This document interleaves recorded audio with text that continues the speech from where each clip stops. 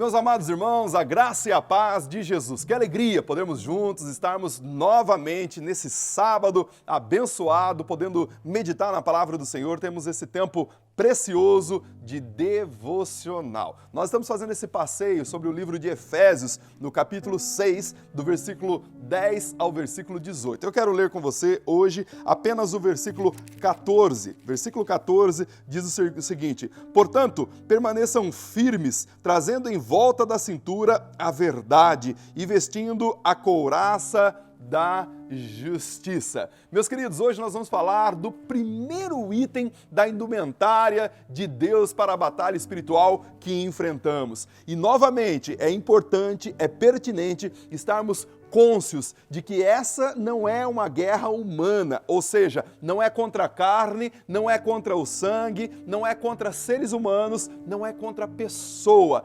Trata-se de uma guerra que está para além. Por isso, a grande importância de vestirmos a armadura certa e adequada para essa batalha, que é uma batalha espiritual. Portanto, a armadura precisa ser espiritual. O próprio apóstolo Paulo vai dizer em 2 Coríntios, capítulo 10, versículo 4, o seguinte: porque as armas da nossa milícia não são carnais, mas sim poderosas em Deus para a destruição das fortalezas. Outro detalhe importante é que não adianta saber que a armadura existe e nem tampouco apenas contemplar cada um desses itens, pois eles só serão úteis para nós se nós vestirmos, se nós utilizarmos de maneira adequada. Por isso, vindo novamente para o texto, lá no versículo 13, o apóstolo Paulo vai dizer o seguinte: portanto, tomai toda a armadura de Deus para que possais resistir no dia mau. E havendo feito isso, fiquem firmes tendo cingido os vossos lombos com a verdade. O primeiro item dessa armadura é o cinturão, ou cinturão, a cinta da verdade. O cinto rodeava a túnica do soldado, do qual dependia a espada e, em alguns casos, na maioria deles, também dependia a couraça. Ele dava liberdade de movimento para o soldado, com isso o soldado podia se movimentar e andar livremente. Aqui o apóstolo Paulo está referenciando que quem não faz uso deste cinturão, certamente andará claudicante e manquejando, mas o cristão que faz uso desse equipamento de maneira adequada jamais terá dificuldade nesta área, porque ele vai poder andar livremente, pois é conhecedor da verdade. Aliás, ele incorporou a verdade em si. A verdade faz parte da sua cintura, do seu corpo, da sua atuação. Por isso, o uso do cinto também referencia a disposição do soldado, no nosso caso do crente, em permanecer vigilante, atento. Lucas capítulo 12, versículo 35 vai dizer exatamente isso, quando o Senhor Jesus conta a parábola das virgens. A atenção, a vigilância, estar vigilante, olhando ao redor. Além do que, provavelmente, o que o apóstolo Paulo está fazendo aqui é lançar mão de um dos textos mais conhecidos do povo judeu, que falava sobre a vinda do Messias, lá no capítulo 11, versículo 5 do livro de Isaías. O texto diz: o cinto dele será a justiça e a verdade será faixa na sua cintura. A verdade aqui significa fidelidade, e a fidelidade de Deus foi evidenciada quando ele enviou o seu Filho. E essa verdade é manifestada através da palavra do Evangelho. Por isso, quando um crente está cingido com a verdade de Deus, ele participa da radiante luz do Evangelho, como diz lá 2 Coríntios capítulo 4, do versículo 4 ao versículo 6. Essa luz ilumina o seu interior, alumia a sua existência, de maneira que ele transmite essa luz também aos outros. Mas o que de fato seria essa verdade que o texto bíblico está fazendo referência? Bom, nós podemos dividi-la em duas dimensões. A primeira tem a ver com a verdade no íntimo de cada cristão. Salmo 51, versículo 6, o rei Davi vai dizer que Deus aprecia e busca a verdade no íntimo. Seria o efetivo afastamento de toda e qualquer hipocrisia. Aliás, a palavra hipocrisia significa algo não verdadeiro, algo não sincero, algo não honesto. O hipócrita era aquele que fazia uma representação no teatro. Ele usava máscaras e não se via o seu rosto de verdade.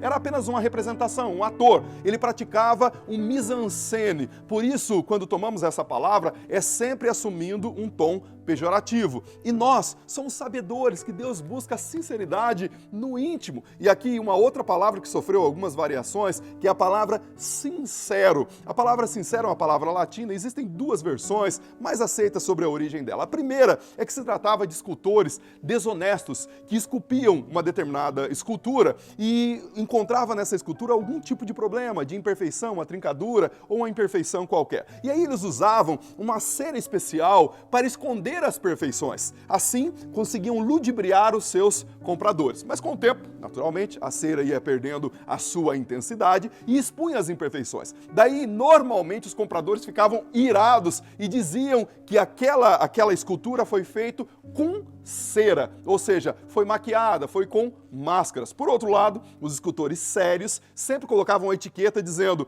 essa obra ou essa escultura é sem cera, ou seja, sem imperfeições. Ela não tem máscaras, ela não está escondendo uma outra realidade.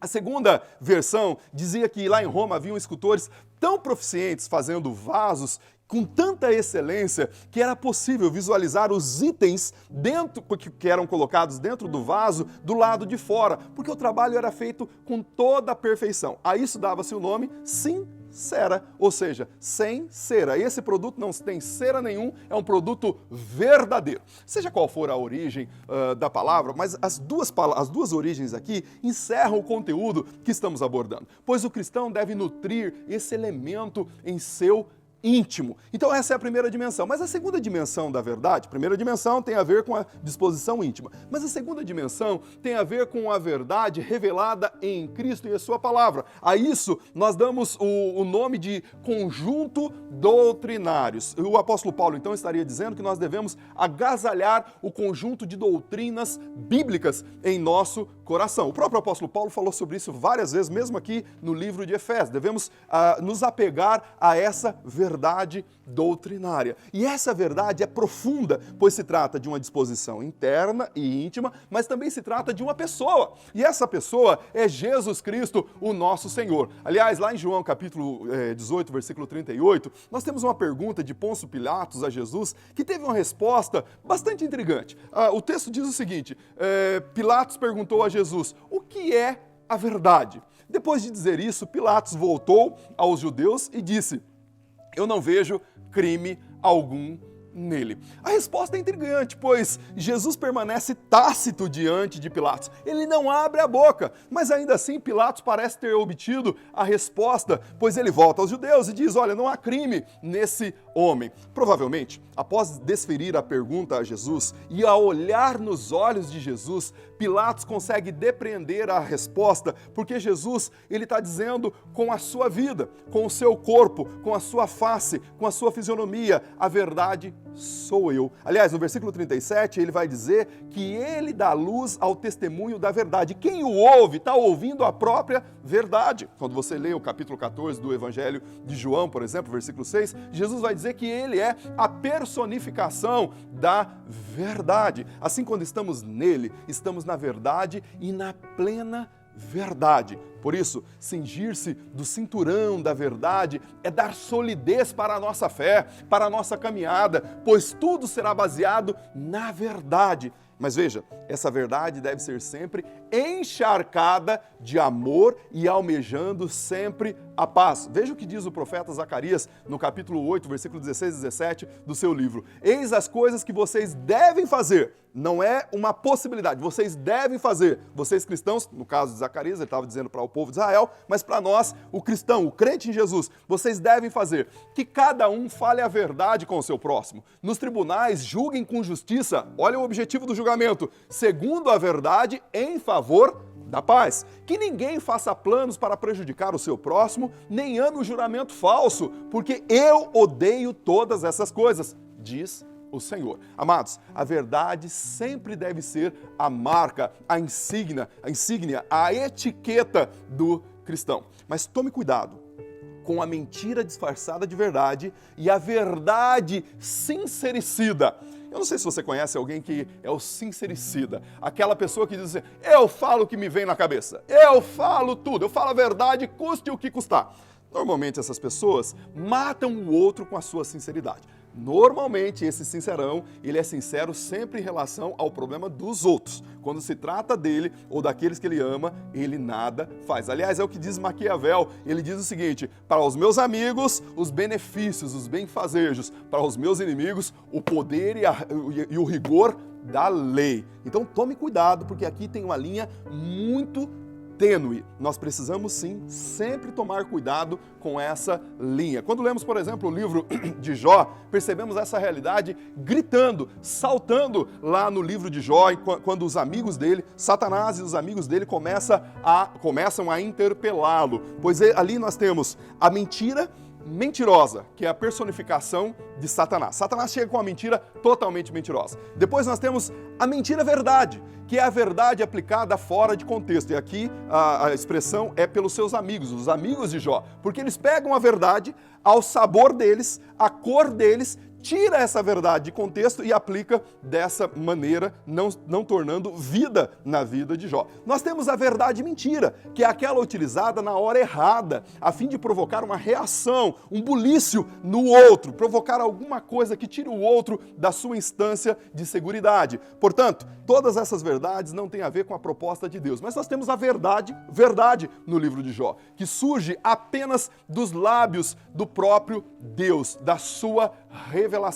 Por isso, tenha certeza, a mentira que edifica e a verdade que destroem não são de Deus. Ambas não vêm de Deus. Amados, a verdade verdadeira sempre será uma rocha onde podemos edificar as nossas vidas. E essa verdade verdadeira vem da boca de Deus, encharca o nosso coração e é transmitida sempre em amor. Nós não precisamos ocultar, ela é transmitida em amor. Por isso, o primeiro item que temos aqui, e num certo sentido, vai dar suporte aos outros demais itens da armadura, é o cinturão da verdade. Pois a partir da verdade, a sua vida vai ser blindada e palmilhada no chão da existência, não temendo os ataques do maligno. Comece vestindo esse item, essa cinta, esse cinturão da armadura, e certamente você vai ser edificado e solidificado nessa batalha em nome de Jesus. O motivo de oração para nós nesse 30º dia de oração, Jesus transforma a minha família, terminando esse tempo, é para que os frutos das nossas ações evangelísticas, eu sei que você evangelizou, falou do amor de Cristo para os seus familiares, que esses frutos permaneçam no Senhor. E eu convido você para amanhã, 10 horas da manhã, nós estarmos juntos para meditarmos na palavra do Senhor, termos um culto precioso, será uma bênção do Senhor. Eu quero convidar você a convidar outras pessoas a participar desse culto com a gente. 10 da manhã, amanhã, juntos celebraremos ao Senhor. Tenha uma boa noite, na paz e na alegria do Senhor. Cultive o cinturão da verdade. Fazendo isso, você vai viver melhor. Deus te abençoe, em nome de Jesus.